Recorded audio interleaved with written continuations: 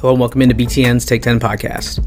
This is Alex Roux of BTN. We're back on the Take 10 podcast in the midst of a huge week in the conference with a massive Ohio State and Penn State matchup this weekend. Talk quite a bit about that game with our researcher Harold Shelton in his weekly segment coming up on the back end of the show. But first, we have a little bit of discussion about that game with our main guest, Gerry DiNardo. And if you've watched any BTN since its inception in 2007, if you watched any afternoons of football or any of the coverage, you likely know Gerry's face and his personality. Gerry was the former head coach in Indiana, Vanderbilt, and LSU, and he joined the Take 10 podcast for the first time here on this episode to talk more about his background in coaching and in football, and also a little bit about present-day Big Ten football, including the Penn State-Ohio State matchup, and also the current state of the Indiana program, his former program, when he coached there back in the early 2000s. So great discussion with Gerry coming up. We'll talk about, like I said, his life in football, a lot of fascinating stories and good insight from him, stuff you might not hear while he's on our air talking present-day stuff. So definitely stick through his 30 or so minute interview, and then stay tuned for, like I said, Harold Shelton's in-depth stat head segment where he goes behind the numbers of Big Ten football and basketball in the back end of the show. So first up, got Gerry DiNardo, longtime BTN analyst, longtime college football coach and former player. And that interview with Gerry starts right now. All right, very pleased to be joined by Big Ten Network analyst. Been here since day one. He's one of the faces of the network and a former college football player and coach. It's Gerry DiNardo. Gerry, thanks for joining me. Glad to be here. Thanks for having me. Yeah, it's been a long time coming. Glad to finally have you on. We're in the new studio. We got a nice, comfortable couch. So I hope you feel right at home here. I do. In fact, this couch is probably more comfortable than the one I have at home. There you go. So don't get any ideas. You can't take this out of here. All right, Gerry. People that have watched BTN have seen you for years. I'm sure they know you as a front-facing figure on the network, but they might not know about your days even prior to Indiana as a head football coach there. So I want to get into that a little bit, and we'll talk a little bit of present-day Big Ten football at the end. And I want to start kind of at the very beginning. Grew up out east and then ended up at Notre Dame as a player. How did you get drawn to Notre Dame? Was it kind of just the aura of it, being a big school? And what made you kind of migrate to the Midwest to play football? Well, my older brother Larry was a player at Notre Dame. He was a captain. He was a great player. And I went to St. Francis Prep, which was a Catholic school in Brooklyn. And, I think most of us followed Notre Dame just because, obviously, the Catholic high school, Catholic university. And then I went to prep school for a year because I grew late and I didn't get really recruited out of high school. So I went to prep school, a place called Tabor Academy in Marion, Massachusetts. And I wasn't highly recruited. And back then, the way recruiting went is coaches sent you a questionnaire, you filled out the questionnaire, then maybe they came to see you, then they sent you plane tickets, and then you went out and visited. It wasn't anything like it is now. So I didn't want to go to Notre Dame because my brother was a really great student, a really great football player, and I didn't want to follow in his footsteps because I was neither. And so I can remember getting the questionnaire and not filling it out. And my dad called me and says, they tell me you didn't fill out your questionnaire. I says, Dad, I don't want to go to Notre Dame. He says, I didn't say you had to go to Notre Dame. I said you have to fill the questionnaire out, fill it out, and send it back. So I sent it back. Then they sent me plane tickets, and I wasn't going to go on the trip. And my dad called me and said, I hear you got plane tickets, but you're not going on the trip. I said, that's right, I don't want to go to Notre Dame. He said, you don't have to go to Notre Dame, but you have to go on this trip. You have to do the right thing. This is the polite thing to do. So I go on the trip. Long story short, although I guess I've already made it long, I was sitting in Ara Parsegian's office, and I was drawn to him as a leader, as a coach, as a person. And I said to myself, I have to be out of my mind not to do this. I want to win a national championship, and I want to get a degree from Notre Dame. And just because my brother went there, I got to get past that. And I got past it, and that's how I wound up going there. My other choices were Boston College and North Carolina. All right, so you had a great career at Notre Dame, obviously, won a national championship, and got into coaching. So how quick was that transition? Did you try and play beyond Notre Dame, and then what made you decide to stay with the game? Okay, so my plan was to go to law school. My two older brothers are lawyers, and that's what I wanted to do. And as I was giving up the game my senior year, I didn't get drafted, and there was like 15 rounds back then, so that just tells you how bad I was. I was on a Canadian football list. I didn't necessarily want to do that. And so as I was thinking about, okay, I'm going to take the law LSATs, I'm going to go to law school, I said, you know what, I really don't want to give up the game, and I started looking for coaching jobs. I really wanted to be a high school coach. There was no high school coaching jobs around, although there was one I may have had a chance at. And then I started looking at the college thing. One thing led to another, and I wound up being a grad assistant at the University of Maine for the 1975 season. Yeah, so started as a grad assistant. That's still a path that many coaches take today. Do you think, looking back to the 70s when you started, is the grind to get to a high-profile position similar with coaches today where, like you did, you kind of have to start as a GA, grind your way up, or have there been shortcuts either back then or that have developed now? That's a great question. I don't think anything's really changed. And as crazy as this sounds, most of us that got into coaching in my generation, we were paycheck to paycheck people, right? We were like cops and firefighters. I mean, we never ever thought that we'd have a lot of money. And it's really funny now, Alex, we are seeing the first generation of young coaches that can absolutely think that they are going to be millionaires, and they're going to have very little student debt, if any, if they played football at college and were on scholarship. So it's a different financial kind of job. But I still don't think there's any shortcuts. I think you still have to grind as a GA, go maybe to a smaller school, and work your way up. Have you seen Last Chance U ever on Netflix? I've seen a couple years of it. So those coaches that work at the community colleges, some of the lower level ones, are literally getting paid nothing, and they're staying in the dorms. Like, I've always thought,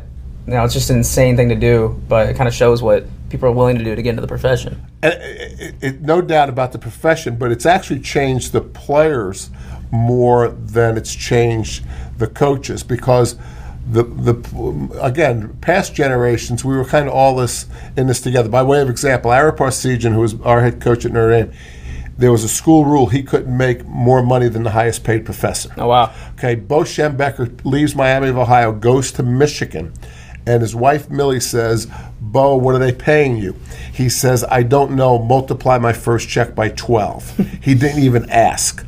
Okay, so since the salaries have exploded, now the players are looking at this saying, it's billions of dollars, where's our cut? Whereas my generation, we kind of all were paycheck to paycheck, players and coaches. And that, I think it's changed the outlook of the players towards the game. I mean, it's unheard of now that a coach would be beholden to a professor's salary or some sort of academic salary. That's crazy. Did not know that, but that's a cool fact.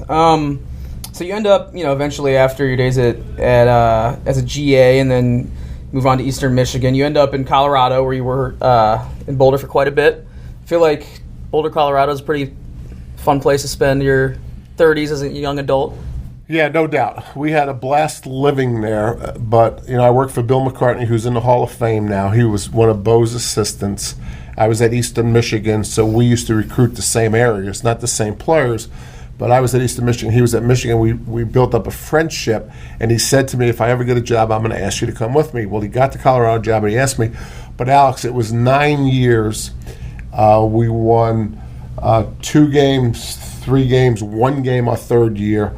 The athletic director came into Bill's office and put a bunch of papers on his desk, and Bill thought he was getting fired. It was an extension, and we ultimately won the national championship. But the reason I say that is it's like working for Urban Meyer, working for Nick Saban, working for the great coaches now. If you pay attention, it's a clinic every day. And the one thing I miss, even in this business, there's not any mentoring.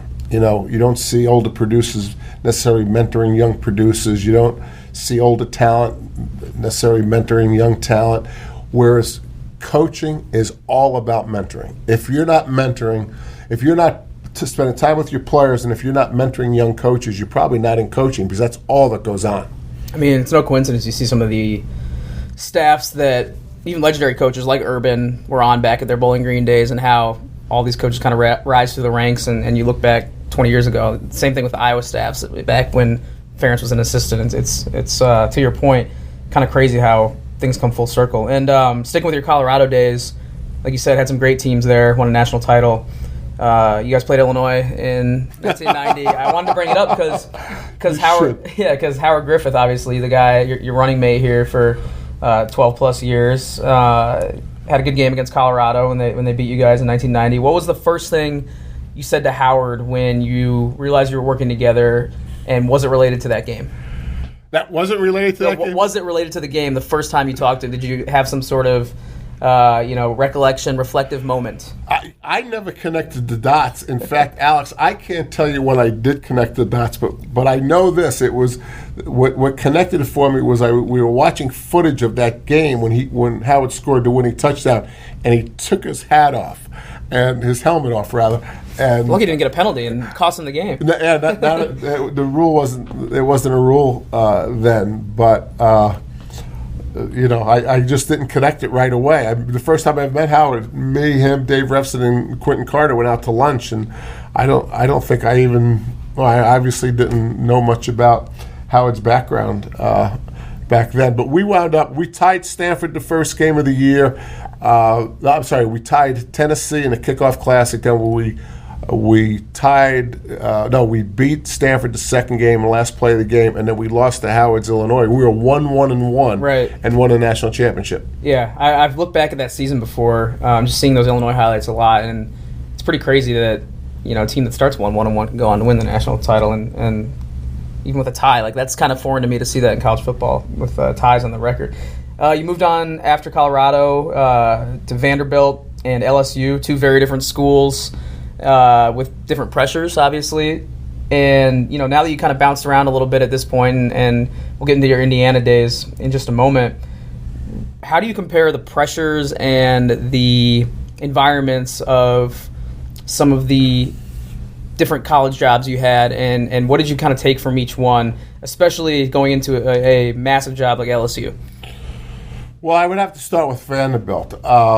I was so impressed with the roster that we inherited, of the balance that the players had, the academic and the athletic balance. And so there were some wonderful, wonderful people there when I got there. Then we recruited some really good players. In fact, several of them went on to the NFL, so I knew we could really recruit even at a place that had some academic restrictions.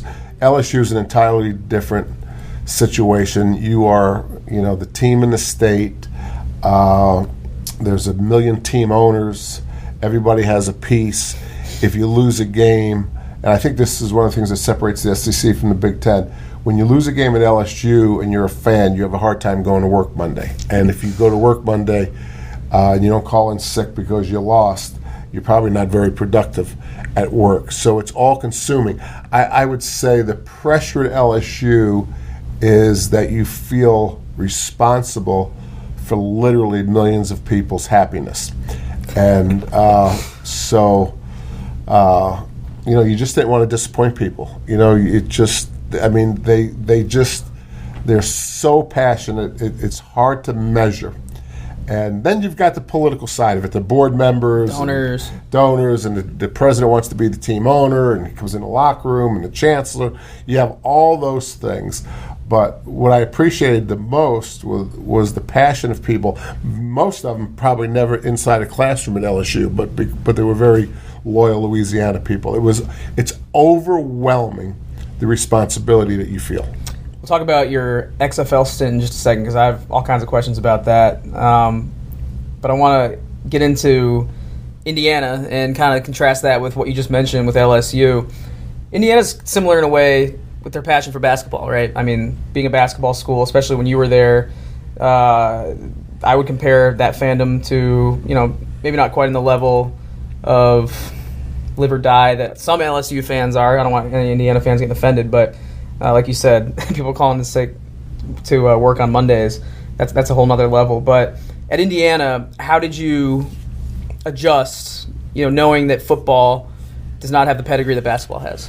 Well, that wasn't much of an adjustment because I think it's part of the gig, right? I mean, you go there knowing, my biggest problem at Indiana, I think it's a wonderful place, is I say this, and I hope nobody takes offense to it. I had 3 ADs and 3 presidents in 3 years and 6 mission statements, and so we just never got our footing. And Mike McNeely hired me, who was on the staff with me at Colorado. In fact, he was single when we were at Colorado together. I was married and had a child, and he used to babysit my daughter. We were very, very close. He hires me in January. He gets fired in October. Never know how you want to start as a head coach with your right AD. with the guy who is you're going to work with and all that. So I never really got my footing there. There was a lot of transition. I think what they're doing now is extraordinary, but I do think it reinforces what I felt. I thought it was going to take 10 years at Indiana when I was there. I'm not saying I thought I could lose for 9. I'm just saying I thought to get that thing on solid footing was going to be 10 years. And that's what it is. You look at Kevin Wilson and you look at Tom Allen, 2 really, really good coaches. Now, Kevin was a little bit like me. Maybe he wasn't the right personality fit. Tom is the right personality fit. So me and Kevin could send the same message to the administration and be abrasive, and Tom Allen could say the same message and it be received because he's not abrasive. And I told Tom this when he and I talked. I said, you have an advantage over Kevin and I because the way you'll present your message. But it's what now? It's 9 years between the 2 of them, and I got to tell you, Tom Allen's a candidate for Coach of the Year. He's done unbelievable things there, so he can be done there. But to your original question, basketball culturally has to succeed. But the coaches nowadays, Alex, the football coaches now have an opportunity to solve that mystery because you have enough money now to support both football and basketball. When I was there, and people before me, when budgets got tough, the money had to go to basketball because you had to be good in basketball. You didn't have to be good in football. Right. We see it when we go every year now for the tour. There's always something new popping up. First it was the end zone, then it was the locker room this past year. It's the improvements are obvious, and like you said, paying off on the field and the commitment to stability has been paying off big time for sure. Yeah, like you said, big game this weekend. I'm curious to see how they do against Michigan, but we'll get into that later. Before we get into present-day football, I have to ask about the XFL because when I see these leagues pop up, whether it's the second iteration of the XFL or the AAF last year, and they get these big-name coaches to come back and they get either former college or pro coaches, I wonder what goes through the coaches' minds that draws them to those jobs. Is it just a love of football? Is it the opportunity and the appeal of getting in at the ground floor? Why did you get into the XFL, and was there a dose of skepticism going in? Well, you go where you wanted, right? So they recruited me to come to one of their franchises. I originally was going to have Chicago until they called me and said Dick Butkus wants to coach the team. You no longer have Chicago. And they gave me a choice between Memphis, Birmingham, and New York, and I took Birmingham. So I went there because they wanted me.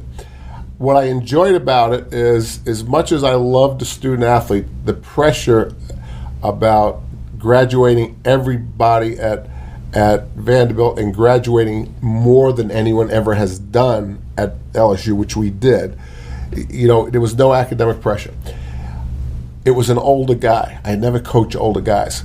Some of the kids came to practice. That was neat for me. We met at 10 o'clock in the morning and had breakfast together. Nobody was cutting class, and it's Jerry, it's Joe, it's a different level of friendship. It's a business level. Cutting people was awful. Mm-hmm. After the first training camp break, because I wasn't going to let the director of player personnel do it. I was going to do it myself. That was awful. So every experience we had at the XFL for me was a learning experience, and I loved it. The one thing I tried to get done, and I think you're going to see it get done now, I had a player in Birmingham, a high school player, didn't want to go to college. I don't think he would have been initially eligible. I really thought he had a chance to play. And I wanted the XFL to be what Mary Sue Coleman, who was the president at Iowa and the president at Michigan at one time, she would say, why do you have to go to college to play professional basketball? Why do you have to go to college to play professional football? And I think she was right. Now, basketball is probably going to change their rules again, but playing 1 year in college really isn't going to college. So they've semi-resolved that. But, Alex, why can't Jadeveon Clowney go and play football after his sophomore year? He could have made $10 million that year. And so I think the XFL serves a purpose now. It'll allow high school players that can develop into eventually NFL players, and I think you'll see freshmen and sophomores leaving college to play in the XFL if they can make the league going, and I think that's a good deal. I think that's a good thing. I don't think you should have to stay in college 3 or 4 years to play professional football. Yeah, and the 2001 version of the XFL that you coached in was portrayed as kind of the Wild West. I don't know if this new iteration will be the same, but was the theatrical side of it and was how some of the characters were played up, did that fit your experience with the actual men that you were in the locker room with? We were a little different. In fact, I was accused remember He Hate Me? Yeah, He Hate Me. I was accused because nobody put nicknames on their backs in Birmingham because it was regional. So I had a bunch of Southern kids. Yeah. I had LSU players that had played for me, and they didn't want a nickname on their backs. So the league office calls me and says, "Why are you doing this?" I said, "I'm not doing anything." I said, "I haven't told them anything." I said, "Send me a letter. I'll put it in the locker room if you don't believe me." I put the letter in the locker room. You can put whatever you want in the back of your jerseys. They wanted their names, and so I had a pretty conservative group. The microphones, it was 9 o'clock in the morning, and they mic'd you up. And it could be a night game. Everything you said. I can remember we were playing out in the new San Francisco Giants stadium when it first opened up. Both teams were on one sideline. Casey Weldon was my quarterback. And he got hurt, and he came over to me, and he motioned to me to cover up my microphone so we could have a conversation of what was wrong with him and what kind of injury he had. It was pretty funny. The microphones were crazy. Bubba Cam, which is the steady cam on the field during the game, was something neat that I thought. And then what's the big camera? The Skycam. Skycam. Yeah. So both those camera ideas came from the XFL. Yeah, just don't let it get too tempting to go back. We need you around here at the network. So we'll see how the second XFL 2.0 works out. Right. Speaking of being here at the network, you, after your coaching career, got in the TV space, started at ESPN, right? Okay. Right. So how did you start getting into the TV space, and how did your time at ESPN set the table for you to make the jump to BTN when the launch happened in 2007? Okay, so my plan was this. My plan was to coach and then get into the media business. And my plan that went south was to go to Indiana, stay there a long time, that being our last stop. Bill Mallory was the winningest coach in Indiana history with 69 wins. I wanted to stay a long time, and I wanted to, when I was done coaching, open up a restaurant and do media. So that long time turned into 3 years. 3 seasons. It wasn't even 3 complete years. And so then, I got an agent and started auditioning. Actually, when I left LSU, a couple agents called me and said, we think you could do this and all that. So I opened up a restaurant. I had a restaurant in Baton Rouge that I was part owner of, and learned a lot about the restaurant business. And then when we came to Bloomington, I was still coaching. My wife, Terry, actually opened up the restaurant. She built it. She did everything. Damn near killed her. And then when I got out of coaching, I got fired one day, and I was in the kitchen the next morning and started to get some feelers with media and all that, ESPN, and then Big Ten Network. Yeah, I'm going to get into your restaurant excursions in just a little bit. But did you have any skepticism, kind of similar to the XFL, with it being a new thing and Big Ten Network being a new thing? Do you have any apprehension about starting something here? How were you pitched into joining the first conference network? Okay, so when I wanted something more than just the fall, and so I was offered the Big Ten noon game. So I could have done that, but that was basically being in the booth during the game, during the season, and then that was it.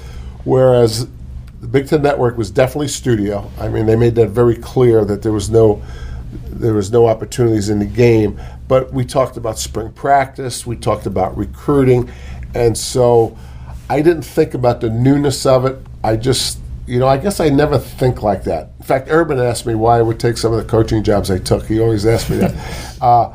I never thought of any of that, whether it was going to work or whether it wasn't going to work. I just said, you know what? This is a job that I can do year-round, and that's what I want. I want to be involved with football year-round. And so I jumped in it both feet. All right. Brought up your restaurant. Had one at LSU. Brought up the one in Bloomington, Indiana, D'Angelo's. I've been there a couple times.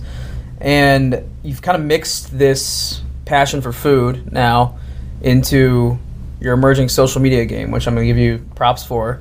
It's very good, for a former coach that doesn't necessarily have to get into social media if he doesn't want to. So you started putting out cooking videos on social media, some recipes for your followers and the fans out there. How did you decide to diversify your social media game and make food a part of what you're putting out on those platforms?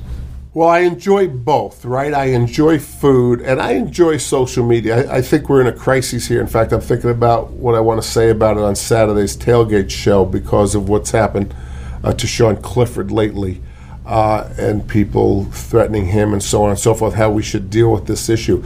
So I think social media is really cool. I think there's a lot to it. I think it can be as positive as it can be negative, and I'm hoping the next generation does a better job than our generation right now. And so off season, not much football going on, no spring practice. I started putting together a family cookbook, a family and friends cookbook 3 or 4 years ago, not to sell, just to distribute to family and friends. And so one of the ways I thought it would motivate me if I made a commitment to do these cooking videos once a week, it would keep me active during the off season, and I would enjoy doing it. I think yesterday I posted number 41 in a row. I'm coming down to some real crunch time here. I'm trying to keep it going. But it was just my enjoyment of social media and my love for cooking, and it seemed like it was a good fit during the off season. Yeah, it's been fun to remember that you're still a part of the network in the springtime when basketball's wrapping up and I don't see you around here very often. Then your video pops up, and it's like, oh yeah, Gerry's coming back in a couple weeks. So that's been good to see. Definitely give Gerry a follow if you don't already, and see some of his recipes and football analysis, which has also been taking off. Not only on TV but on social media due to this new segment you've been doing with Urban Meyer. We talked about Urban a little bit so far in your relationship with him, but this is the first year that he's been off the sidelines and has been a part of the media with us here at Fox BTN. And you guys do a weekly segment that is pretty much spread throughout the entire week. So he's on our social media platforms and on our air every day with you, breaking down film and just analyzing the game of football in really kind of a groundbreaking way that we haven't had here before. So how did this segment come together? And are you surprised that it has gone as smoothly as it has? Because everybody, internally and externally, we see it all the time in the feedback we get from fans on social media, how great this segment is and how informative it is. So how did it come together, and are you pleased with how it has turned out? I forget the first conversation, how it all happened. Mark Halsey and I were talking about it months and months ago, and Mark used the John Gruden series as kind of the model, and he wanted a conversation between the two of us.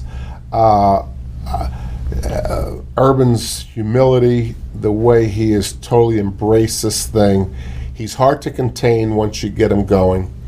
And oftentimes I just barely make my plane because he just can't get enough of it, and we go over it and over and over it. And I'm, and I'm in a different role, and I enjoy that. I'm, obviously, all I want to do is set Urban up so that what the audience sees is his knowledge and something they can't get anywhere else. And so I spend my work is we usually tape on Monday. My work is Sunday. It's 11 hours for me to get those 4 segments ready. And so I do the work on Sunday. Urban does the work on Monday. He's very enthusiastic about it. I think I think people can see what a great teacher he is. You know, he just has a way of explaining things, and you know, I think he has an extraordinary concept. Alex, you'd be surprised how many head coaches, you know, and this isn't a negative, it's just sometimes the path they have taken, how many head coaches don't really know both sides of the ball, line play, perimeter play. There's not many that know it like Urban knows. I was going to say, it surprised me because, like you said, some head coaches don't have as deep understanding as he does, but his ability to convey it to an audience that knowledge is you know, far inferior to what he knows, and he can get these principles across to the average fan. I think that's the feedback we've seen the most, is that, wow, this guy is explaining football, which is an incredibly complex game if you want to make it that way, in a way that, you know, you, obviously not you, but the average Joe out there like me, somebody who watches football but can't necessarily pick out the concepts like he can. He does it incredibly, and does he actually enjoy, like you said, he enjoys the process. Does he enjoy the media side of things, do you think, kind of seeing how he goes through his weekly obligations? You know, Urban's like a typical coach, and I think this might come through with me, Howard, and Rever as well. Coaching is such a social profession. I mean, you are with people hours and hours and hours, and you're exposed, your strengths and your weaknesses. And the thing that we all love about this business, when you have our backgrounds, meaning me and Urban, is if you get with the right people, you love it. You know, what people used to say about coaching is if you were observing a coach, you couldn't tell if he was at work or if he was at play, right? So you look at the big noon, right? You got Leonard, you got Rob Stone, you got Reggie, you got Notre Dame. Brady. Yep. You know, he loves being around those people because it's like having it's like being in the staff room. It's like the locker room, and so that's what he's enjoying. You know, and obviously there's not the same kind of pressure, but that's what surprised me too, though, is that it looks like he's actually enjoying it. Like, he is. When I don't remember much from when he was on ESPN before he got to Ohio State. He was doing games, though. Yeah, and it just didn't come across the same way, and the genuine enjoyment is coming across, and you know, it's reflected in, like I said, his very polished work that he's put out for us. And you made a point about, you know, he knows so much football. You know, it's not really what the teacher knows, right? It's what the teacher can explain to his or her students, right? And he has the ability to explain what he thinks the audience can absorb at a basic level. And if we keep doing these, you know, if this was a like, once in a while we'll do something and he'll turn and say, this is graduate school. Like we did the one when he started talking about Phil Parker's defense and you know, all these reads and everything else, and we kept saying this is grad school because we wanted the audience to know that this is a little different than what we did the last couple of weeks. Yeah, it's been fun to watch, and looking forward to seeing what you guys got the rest of the year and maybe beyond if he doesn't get back into coaching and sticks with us here. Before we wrap up, Gerry, I want to talk about his former program, the Ohio State Buckeyes, and their big game coming up against Penn State. And you'll be there for Big Ten Tailgate. Urban will be there for the big noon kickoff show. All kinds of media hype for this one, and rightfully so. So first off, how does this Ohio State team, undefeated, blowing everybody out, how do they stack up to previous dominant teams you've seen from your time covering the Big Ten? I gotta say, Alex, it has to be one of the best, if not the best. And I'm not real good at remembering other teams and that kind of question that you ask. But I think this could be as good as any of them that won the the one that won the national championship, the one that has not lost to Michigan, and all the things that Ohio State does. This is up there. This team has a new energy because it has a new leader. Young people like new things. Urban's a grinder. I don't think Ryan Day is a grinder. Now, grinders usually do it over the long haul. Sometimes non-grinders don't. And so this is going to be really interesting as we go forward. But I think this team is playing with such energy because they really find the change refreshing. That doesn't mean anything negative about Urban. It's just young people like change, and this is a change that's just struck a chord, if you will. How does Penn State make it a game, and do you think they can beat the Buckeyes? Okay, so one of the surprising things to me as we get ready for this game is before the season, I would have thought these would have been fairly evenly matched teams. And I thought for sure, if you'd have said to me back in August, will Penn State have the advantage in any area when they play Ohio State? I would have said yes, but I don't know which, but we have to wait and see how it plays.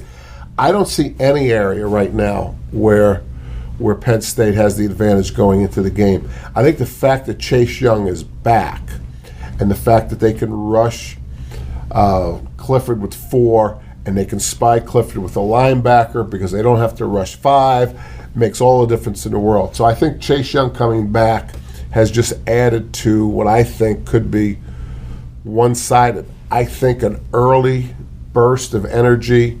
I think that they were pretty conservative. Ohio State was pretty conservative early in the Wisconsin game. I see them freewheeling early because I think Penn State's confidence is shaken. I think it's shaken against Ohio State.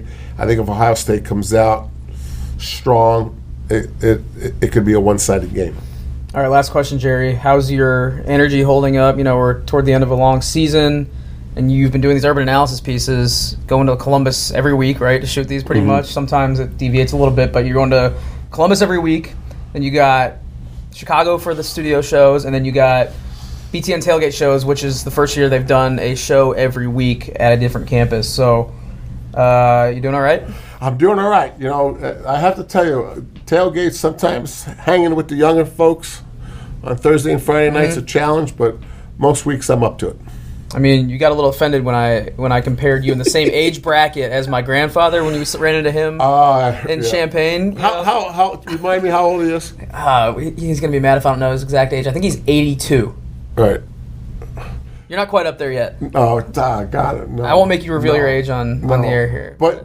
But like your grandfather can say to me, you know, don't make fun of my age because there's no guarantee that you'll get there. And that's what I tell Howard and Revson when they start making fun of my age. I said, that you make fun of me, there's no guarantee you're going to make it this long. On that lighthearted note, Gerry, we'll end it right there. I hope I make it to where you're at, with the same energy and vigor that you have. And I appreciate you sitting down and taking some time to get into your background with me. Thanks, Alex. Appreciate you having me. All right.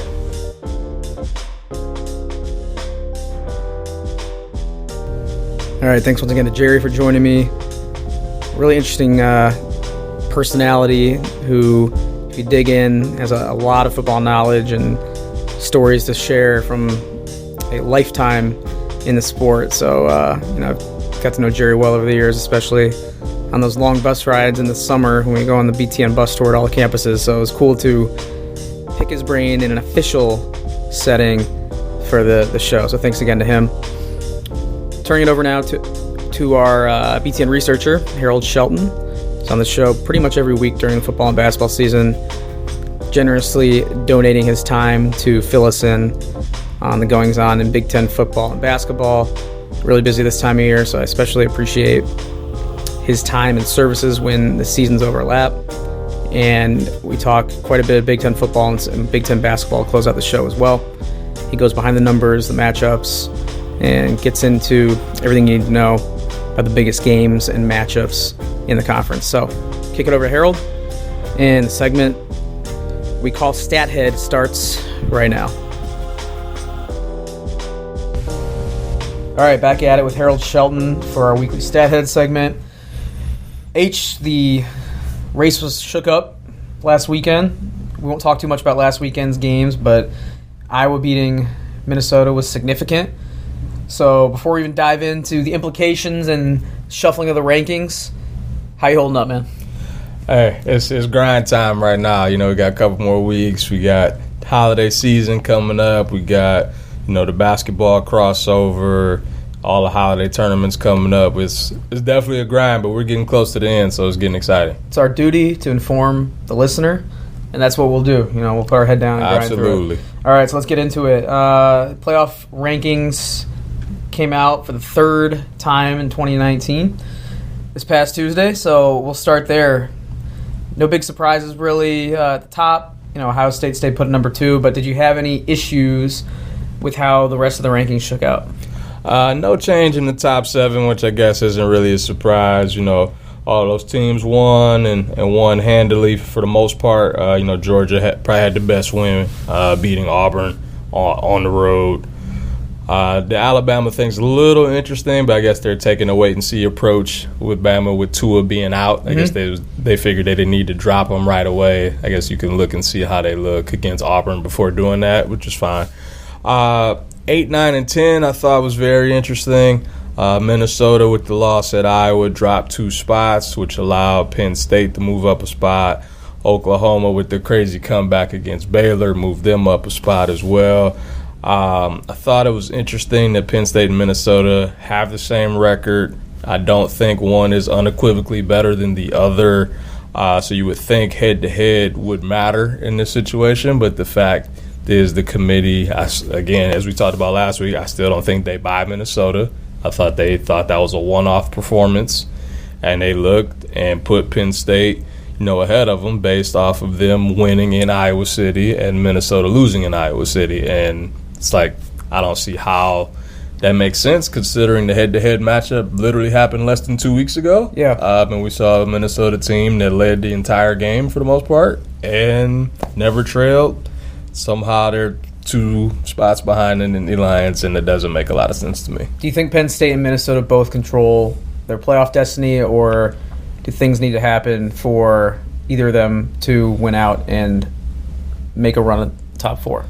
I have no doubt a 12-1 Penn State champ would get in. That would include beating Ohio State in Columbus. That would include beating Wisconsin or Minnesota, most likely in Indianapolis, to go along with the win over Michigan, the win over Iowa. I think that resume would be very, very strong. Minnesota, if that's any other team in the West, if that's the Iowa, if that's Wisconsin, it would be a no-brainer. It should still be a no-brainer, but the fact that we're even asking this question just kind of goes to show the brand bias that is out there. But if you consider that, they'd have a win over Penn State, a win over Wisconsin, a win over either Ohio State or Penn State in Indy, I think that should be more than enough as a 12-1 Big Ten champ. So I would say, even though these rankings, there's a little talk about it now, if these teams take care of business, they should both be in. We don't have the clarity that we had last year at this point with, I think Northwestern had already clinched by now last year. The Indy stage has not been set yet. So heading into this weekend, what are some clinching scenarios or things you're looking for to set the table for the Big Ten title game? So if Ohio State wins, in Columbus this week against Penn State, they will be the champ no matter what happens in Ann Arbor the following week. Yep. If Penn State, pulls off the upset, then all they would have to do is beat Rutgers the following week at home, and then they'd be punching their ticket to Indy. Just pretty cut and dry between those 2 teams. You could pretty much say that this game is for the title. Yep. No offense to Rutgers, but I'd be very, very surprised if they win in a state college and won that game next week. Put up the most points against Ohio State last week that any team yes, has. They right? did. But yes, you're right. Did. I did not see it happening. Yeah, I'd be very, very surprised. It is college football. Weird stuff happens, but I'd be very surprised. As for the West, which is pretty much Minnesota and Wisconsin, but the Illini are still mathematically alive. Iowa too, right? Iowa's not. Okay. Iowa's not, but Illinois is mathematically alive. If the Illini were to win out, have Minnesota and Wisconsin both lose this week, and then Minnesota and Purdue respectively. Right, and then Wisconsin beats Minnesota in the finale, the Illini would be the team in Indianapolis. Yeah, you don't anticipate that sentence being a real thing in late November, but especially this year. But here we are. So Illinois is mathematically alive. It would take 2 shocking results this weekend with Northwestern and Purdue. We can get into those matchups a little later. I don't see that happening. Right. But yeah, you got some interesting... the easiest one is if Minnesota beats Northwestern and Wisconsin loses to Purdue, then Minnesota punches their ticket. If Wisconsin wins on Saturday, then that game in Minneapolis between Wisconsin and Minnesota will decide the West. Right. So a lot to look out for this weekend. Should be fun. Let's start at the top with Ohio State and Penn State. Talked with Gerry a little bit about it on this very couch earlier today. comfy couch. It is very comfy. I'm getting positive feedback about this couch. Yes. So well done by you. Thank you. Actually, I have to give the credit to Jordan, our other producer. All right, that works. I'll take half the credit at least. So, as we're sitting here and relaxing, how do you see this game playing out between Ohio State and Penn State? I think Ohio State is quite the favorite. Not too many people I've talked to think that Penn State can win this game, but the last couple of years have been decided by 1 point apiece, and the one before that was 3 points, I believe. So very close series. Do you think this one will be in that neighborhood? It is the closest series in the country over the last 3 years. The 3 games decided by a total of 5 points, with every game being 3 points or fewer. The fact that even going back before that, the 2014 game in State College, you needed OT to win that game. So the fact that James Franklin's 1-4 against Ohio State could easily be 4-1 in the other direction. Right. But the last 2 years, fourth quarter has been a big, big problem. J.T. Barrett, Dwayne Haskins went a combined 20 of 23 in the fourth quarter the last 2 years. Penn State's secondary is still a problem this year, as we've seen with Peyton Ramsey and Tanner Morgan, both throwing for over 300 yards against them the last 2 weeks. I'd be really, really surprised if this game is as close as the other two. I do think they have a chance to get to Justin Fields. He still has a tendency of holding on to the ball too long, takes some sacks that he doesn't need to take. So maybe it's similar to the Wisconsin game, where it's close-ish for 2.5 quarters, and then the offense gets in gear. I kind of see something playing out like that. I think Ohio State wins comfortably. When does the concern set in now with Ohio State playing Penn State this weekend, Michigan the next weekend, and depending on how things play out, most likely the Big Ten West Division champ the following weekend, and then potentially a college football playoff opponent after that. When does the concern set in that Ohio State has not played a big game yet? Is that something that you worry about as somebody who looks at the stats, or is that overblown? I think there's something to be said for it. I just don't know if any team in this league can provide that 4-quarter game that we keep expecting. I believe it was J.K. Dobbins who said it the other week in response to a media question about how, now that you're done with Maryland and Rutgers, you can, playing Penn State and Michigan, and you can expect, some fourth-quarter games there. Like, how will you guys react? And he kind of says, well, why do they have to be fourth-quarter games? Right. And to his point, they don't necessarily have to be. We kind of thought Wisconsin would be a 4-quarter game, and it certainly was not. The fact that it is interesting, though, we haven't seen Justin Fields, sweat. Haven't seen him sweat, barely played in the fourth quarters. What does happen if it's a one-possession game going into the fourth? We haven't seen him, with any adversity yet. What happens if, he throws a pick in a big spot, or, gets hit, sack, fumble?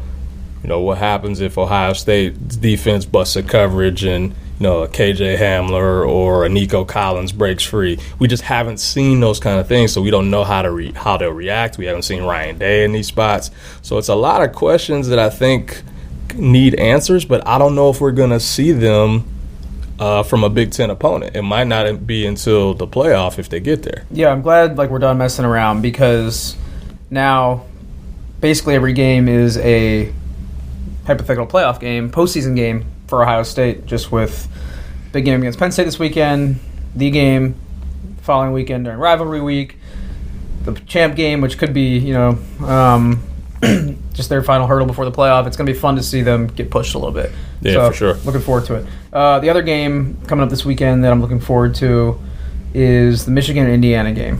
Talk about it every week on this podcast, since Indiana has kind of announced themselves as a legitimate program under Tom Allen. They've kind of arrived this year finally, and they have another chance after pushing Penn State last weekend to make a statement against Michigan. So how do you see that one playing out? Is this finally the week where Indiana gets over that hump, especially with Michigan having a bigger game from the fan point of view and from the historical program point of view, from that perspective, the following week? It does seem like a perfect spot for Indiana to do it. Michigan coming off the blowout win over Michigan State, and everybody telling them how good they are, and how they found their stride since the second half of the Penn State game, and looking ahead to Ohio State. It does set up well for Indiana. The last 2 times they've played in Bloomington, both have gone to overtime. Jake Rudock needed a masterful performance in 2015, and they barely survived in 2017 as well. Ramsey has had success against them. Stevie Scott has had success against them. It'll be really interesting to see. Hopefully Watt Fillier can play in that game. He was knocked out of the Penn State game, after taking a couple hits to the helmet. Not sure if he's going to play or not. One of the best receivers in the Big Ten. If he's missing against this Michigan defense, that could be a problem. But they've got a lot of weapons. So I think Indiana's offense should be able to move the ball against them. It's just a matter if they could stop Michigan from running it. Again, that's the last piece for this Indiana team. They have not been able to get that marquee win, that signature win, and especially against Michigan and Ohio State. They've lost 25 straight to Ohio State. They've lost 23 straight to Michigan. They played a lot of these games really, really close, and for whatever reason, they just haven't been able to get over the hump. This could be the time where it happens. Kind of reminds me of the game a couple years ago when Michigan went to Purdue, and Purdue was kind of the upstart program. It was Jeff Brom's first year, so that comparison is a little off, but I just remember the hype being kind of similar leading into that one, and that one was like an early season game as well, so stakes are different. It'll get darker a little earlier there. It'll have that late afternoon kind of glow and then turn into a night game. I'm looking forward to it, so it should be fun, especially to see if Michigan State's going to be caught napping a little bit. I don't think they will be. They've looked sharp, but we'll have to see. Any more football you want to talk before we switch to basketball? Because there's a couple other games. I know we got Illinois-Iowa we could touch on briefly before we switch it over to hoops.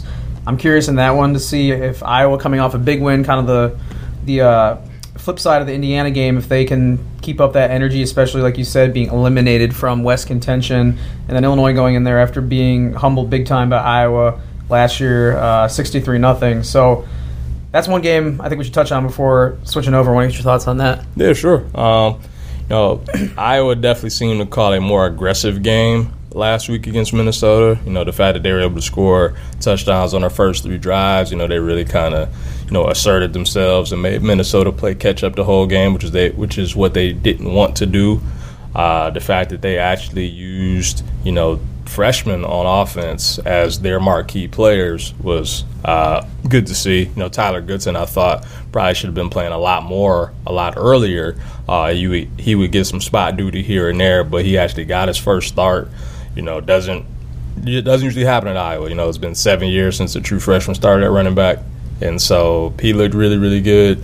Tyrone Tracy's been a player for them at receiver. When Brandon Smith went down, we're kind of like, oh, well, there goes the big play threat, but he emerges along with Smith Marset. And that Iowa defense is really, really tough against the run. I think they can get after Brandon Peters a little bit. I mean, they got to Tanner Morgan 6 times last week. Right. A.J. Epinesa starting to come on. So I think for Illinois to win that game, they're going to do what they've been doing, which is turn the ball over. Getting takeaways and scoring on defense. The fact that, they were down big to Michigan State. They gave up over 500 yards of offense, but, they forced 4 turnovers. They scored on one of them, and they hit big plays to Ramada Bebe. That's probably the formula again, because I don't think they'll be able to necessarily stop Iowa, but you can make Nate Stanley make mistakes. We've seen him do that throughout his career, and so they just have to capitalize when that happens. Yeah, it's interesting to see how the defense can turn around a game, kind of like Lovie did with the Bears. I think I saw a stat that Iowa does not have a defensive touchdown this year. Illinois has 7, I think. So, it's one of those stats that can flip a game. And I wonder almost how the motivation is going to play into this game. Not that energy is going to be low on either side, but with Iowa, kind of just biding their time here towards the end of the season, and Illinois playing for bowl positioning, but having already reached that milestone, that high last week. I'm just curious to see the energy level at 11 a.m., at Kinnick Stadium.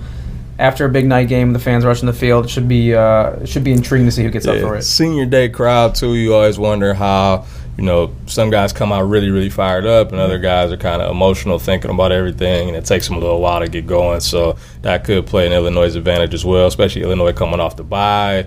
So they had a week to get all of that stuff out about making the bowl. They can reset. Iowa had to go right back from a top 10 win to we're playing Illinois. We beat these guys 63-0. We're at home. It should be fine.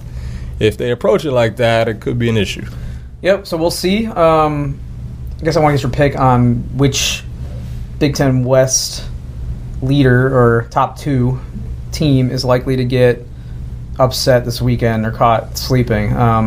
Tanner Morgan still uncertain for Minnesota, so that could be an issue going into Northwestern, another 11 a.m. kind of sleepy game and environment that teams have a hard time getting up for sometimes up there in Evanston. And Wisconsin and Purdue, with Purdue, I believe, putting Aiden O'Connell back out there, quarterback. So what do you think as far as potential upsets there? I don't see it personally either way, but we've seen crazier things this year for sure. Yeah, I'd be surprised if either one of those happened. I mean, we've been waiting all year for Northwestern to get one of these games, and each week it's kind of like, we thought it might happen, but it didn't. And maybe their offense getting some flow last week against UMass. UMass obviously not good, but maybe seeing the ball go in the hoop for basketball. I don't know if that will have an impact. We'll see. They've at least run the ball well the last 2 weeks, whether it was Kyrick McGowan against Purdue, and then you had Evan Hull come out of nowhere and, run for 220 and 4 touchdowns.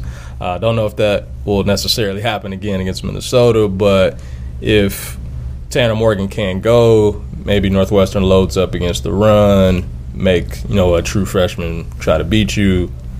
That could be a potential recipe. And as for Wisconsin and Purdue, each of the last 2 have been really, really close. Obviously, triple OT win by Wisconsin in West Lafayette last year and come from behind fashion. And even a couple years ago in Madison, it was only an 8-point win. I think it was the lowest Wisconsin had scored all year. Problem is Purdue has an issue with run defense, and Jonathan Taylor loves running against Purdue. He's averaged 270 yards a game in his career against Purdue, so I wouldn't be shocked to see him go off again. Purdue does still have a bowl to play for, though, correct? Yep, they are 4-6, so if they get this one, you get Indiana. You can go back to the postseason for the 3rd straight year. So they'll have that carrot at the end of the stick for sure. Let's take it to hoops now before we wrap up. Still very early going here, and we sat here last week.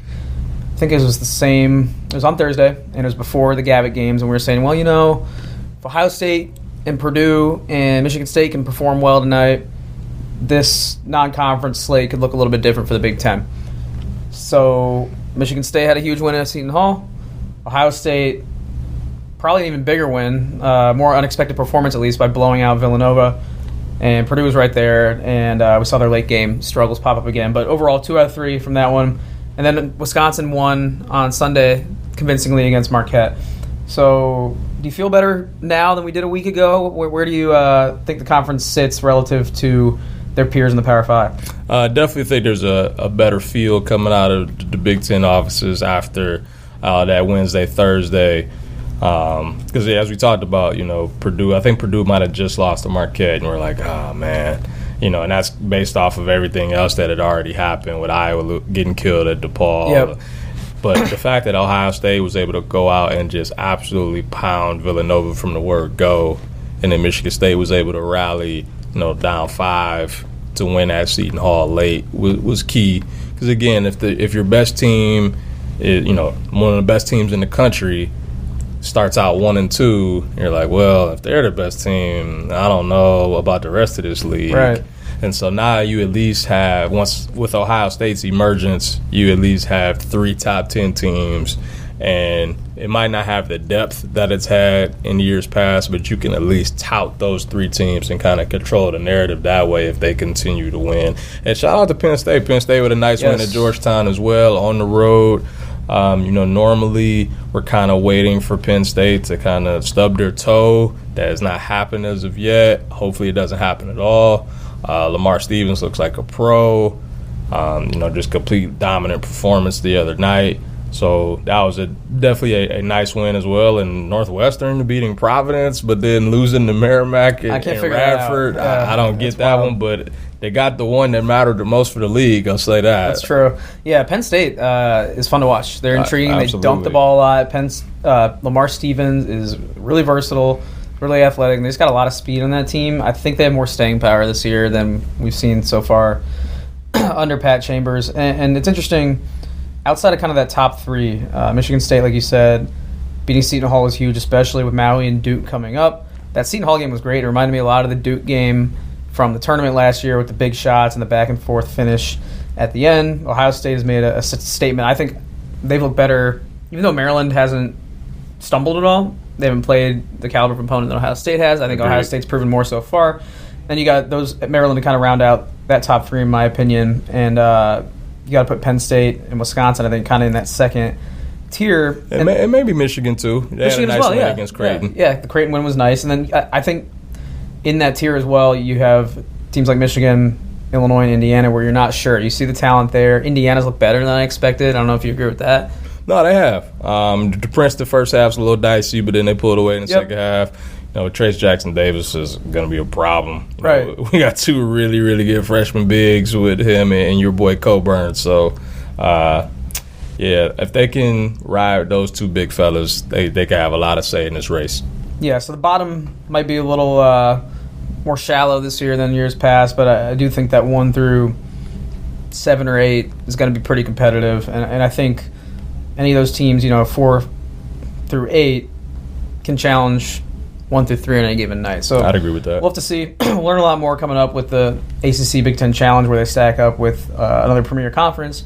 Before that, we got the Thanksgiving tournament week. So is there anything that is coming up next week that jumps out to you as far as matchups, as far as destinations? I love watching hoops during Thanksgiving week. We can talk about it a little bit next week in more depth on the show, but just projecting out what intrigues you. I assume Maui and Michigan State's got to be at the top of the list. Yep, you're absolutely right about that. For those who haven't been, it's a blast to go to. I tried to pull it off this year but couldn't do it. Just bad timing.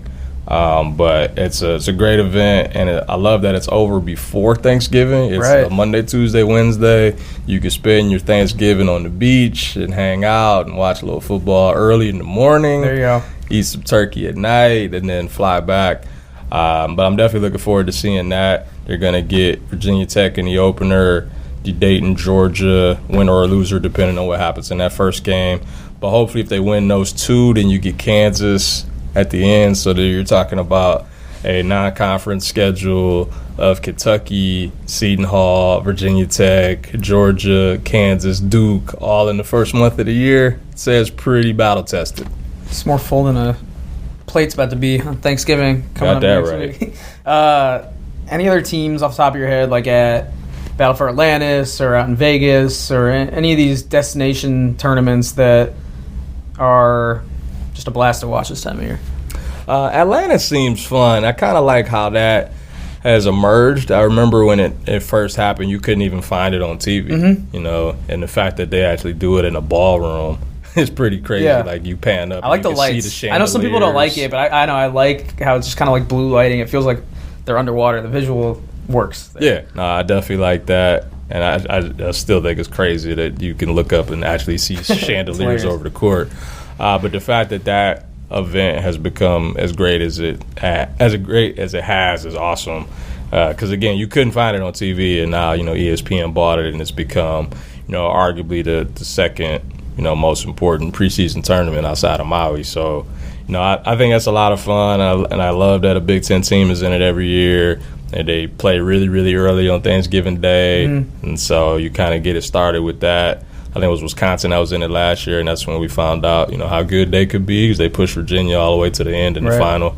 So, yeah, I'm looking forward to seeing it. Cool. We'll talk more about Thanksgiving matchups next week. We'll know a little bit more with how those brackets are shaping up. Probably chat Tuesday if you're going to be here. Yep. I'm going to be here. Got your guy. Not even a question. Got your guy, Kenny Goins, hopefully joining us for our Thanksgiving week episode. So we'll see what he has to say. Tell him I appreciate the Duke shot, Yes, as I'm sure all Spartan fans do. I appreciate it. Got me a ticket to the Final Four, Yeah, so we got to hang out in exactly. Minneapolis because of Kenny. So I'll Saw take he hit a game winner in Italy. Yes, I saw a that couple as days well. ago, so glad to see he's doing his thing. As long as Kenny and I can get our time zones on point, we'll get him on and we'll get you on next week. Sounds good, man. All right. All right, thanks once again to Harold and Gerry for joining me. 2 BTN fixtures. Everyone knows Harold around the office for his help and insight and stat packs that he sends out. And if you ask people in the sports industry, as far away as ESPN in Bristol, Connecticut, they know Harold as well. So a big-time figure in the industry. And then, of course, everyone knows Gerry as well around here and throughout the Big Ten Conference. He's been a long-time fixture on our television sets and in the sport of football. So, great episode. Appreciate both of them jumping on. Appreciate everyone listening out there. For everyone listening, if you have not already, please subscribe to this show on Apple Podcasts, Google Play, Podbean, or on the Big Ten Network YouTube channel. Subscribe to that channel, and there's a playlist where all the episodes can be found. And also, if you like the show, like the content we're slinging, please leave a favorable rating and review. Really appreciate it. All right, almost out of thank yous, but I want to give one to everyone for listening and to Wes White for producing the show. I always appreciate him for stitching it together. And as we keep it moving into late November, Thanksgiving week, we should have an episode for you next week that will touch on the upcoming rivalry week, and we should have a cool guest that we alluded to with Harold. Kenny Goins coming up next week, so stay tuned for that. Thanks again, everyone, for listening. We'll talk to you soon here on the Take 10 podcast.